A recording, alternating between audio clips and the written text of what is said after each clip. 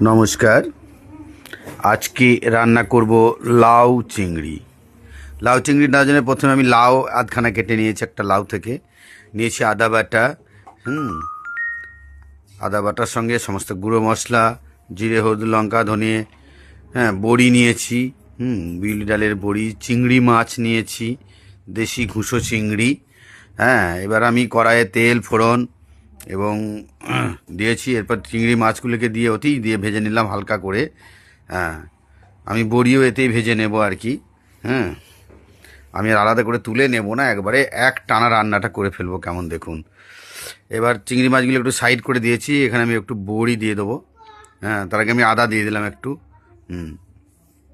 আদাটা দিয়ে একটু নাড়াচাড়া করে নিলাম। বড়িগুলোও দিয়েছি, দেখুন বড়িগুলো দিয়ে খানিক নেড়ে চেড়ে নিয়েছি। বড়িগুলো এবার ভাজা ভাজা হয়ে এসছে। চিংড়ি মাছগুলো একই সঙ্গে আছে। এবার আমি এর মধ্যে আপনার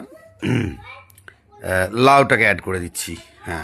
লাউ রান্নায় কিন্তু বেশি জল টল দিতে হয় না, লাউ থেকে জল বেরোয়। আমরা লাউটা দিয়ে এবার নাড়াচাড়া করছি। লাউটা নাড়াচাড়া করে খানিক কষতে থাকবো। দেখতেই পাচ্ছেন বড়ি, চিংড়ি মাছ বা আদার যে পেস্ট আমি দিয়েছিলাম, ফোড়ন সব আস্তে আস্তে মিক্স হয়ে যাচ্ছে। এবার আমি একটু লবণ দিয়ে দিচ্ছি।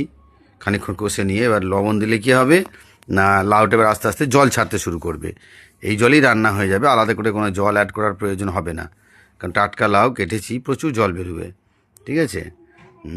দেখুন এবার ধোঁয়া ছাড়ছে, মানে আস্তে আস্তে জল বেরোতে লাগে। তলা নিচে দেখুন কেমন সুন্দর আস্তে আস্তে জল ছাড়ছে। এবার আমি গুঁড়ো মশলা, ধনিয়া বাটার গুঁড়ো আমি দিয়ে দিলাম।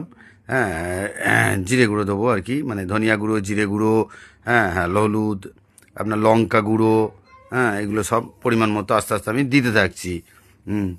এগুলিকে দেওয়ার পর নাড়াচাড়া করে নেব। নাড়াচাড়া করছি এবং দেখতেন কীভাবে লাউ থেকে জল বেরোচ্ছে। লাউ থেকে কিন্তু মানে বেশ জল বেরিয়ে গেছে। লাউটা আসলে সিদ্ধ হয়ে আসছে, ততই জল ছাড়ছে। এবার ঢাকা দিয়ে দিচ্ছে একটু লাউটাকে সিদ্ধ করার। লাউটা দেখছেন কেমন সিদ্ধ হয়ে গেছে, সুন্দর সিদ্ধ হয়ে গেছে। এবার দেখুন শেষকালে এই জল ত্যাত্তারানিটা, এটা একটা বলার বিষয়। আপনারা সকলেই লাউ রান্না করতে গেলে দেখবেন লাউ থেকে জল কিছুতেই মরতে চায় না। মানে থিকনেসটা পাতলা হয়ে থাকে। যাক, একটু ধনিয়া পাতা দিলাম। বড়ি, লাউ, চিংড়ির সঙ্গে ধনিয়া পাতা একটু গন্ধটা বেশ ভালো লাগবে আর কি, একটু দিয়ে দিলাম। এবার যেটা বলতেছিলাম আর কি আগেই, যে জল, এই যে জলটা মরতে চায় না, লাউ থেকে যে জলটা বেরোয়। লাউটা সিদ্ধ হয়ে গেছে, আমি দেখে নিচ্ছি দেখুন।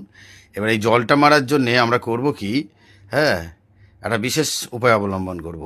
ছোটোবেলাতে দেখবেন মায়েরা কিন্তু চালের গুঁড়ি,